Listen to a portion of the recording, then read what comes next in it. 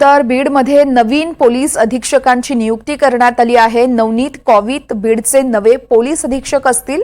याआधी छत्रपती संभाजीनगर या ठिकाणी पोलीस उपायुक्तपदी ते कार्यरत होते।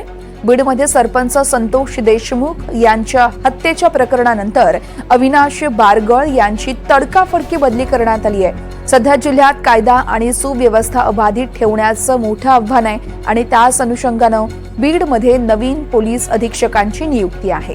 नवनीत कॉवित हे आता बीडचे नवे पोलीस अधीक्षक असतील।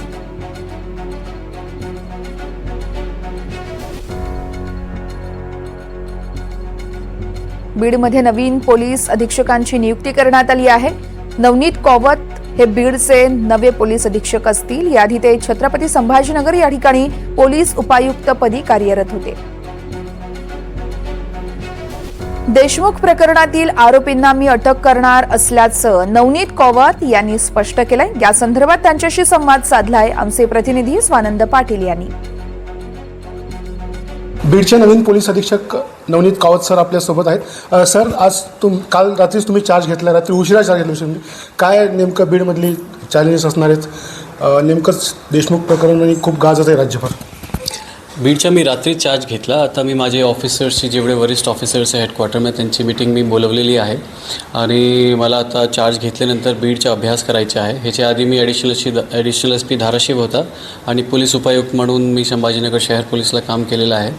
तो आता इकडच्या बीडच्या सगळा बॅकग्राऊंड आहे, हिस्ट्री आहे, ते ऑफिसर्सला मी विचारून घेईल। सध्या जो तपास आहे देशमुख प्रकरणमध्ये तपास जे चालू आहे त्याचा पण मी ॲनालिसिस करणार।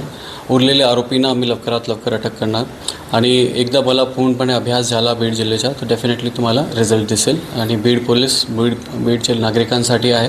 आम्ही डेफिनेटली तुम्हाला आमची सर्व्हिस देऊ।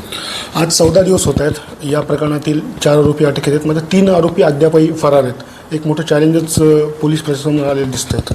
डेफिनेटली ते आरोपी जे फरार आहे तो आमची जो टीम आहे बीड पोलीसची टीम आहे त्यामध्ये आम्ही 100% प्रयास करून त्यांना लवकरात लवकर अटक करणार। प्रशासनाने जनतेला नेमकं काय आव्हान असणार आहे? आता तुम्ही नवीन जॉईनिंग केलेली आहे। बीडची जनतेला माझं हेच आव्हान असणार आहे की माझ्या ॲज अ पोलीस अधीक्षक म्हणून बीड पोलीसच्या जो सर्व्हिस आहे लोकांसाठी तो 100% सदक्षिण आहे, खलनिग्रहण आहे, जो आमच्या महाराष्ट्र पोलीसचा जो मोटो आहे त्या हिशोबाने असणार।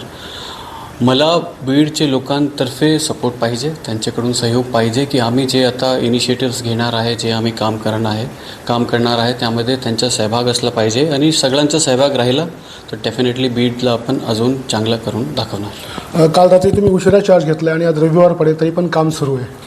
याच्या पोलीसमध्ये रविवार शनिवार काय होत नाही, तर जे परिस्थिती आहे तर परिस्थिती हाताळणं जास्त इम्पॉर्टंट आहे आणि त्यासाठी माझ्या ऑफिसर्सला पण मी ते बोलवलेले आहे आणि एकदा आमच्या टीमला आम्ही डेफिनेटली मोटिवेट करून कामावर लावून आमचा जो काम आहे ज्यासाठी ते बीडच्या जो प्रकरण महाराष्ट्रामध्ये आता नेगेटिव्ह आहे त्याला आम्ही पॉझिटिव्ह करण्याचा प्रयत्न करू। नक्कीच, धन्यवाद।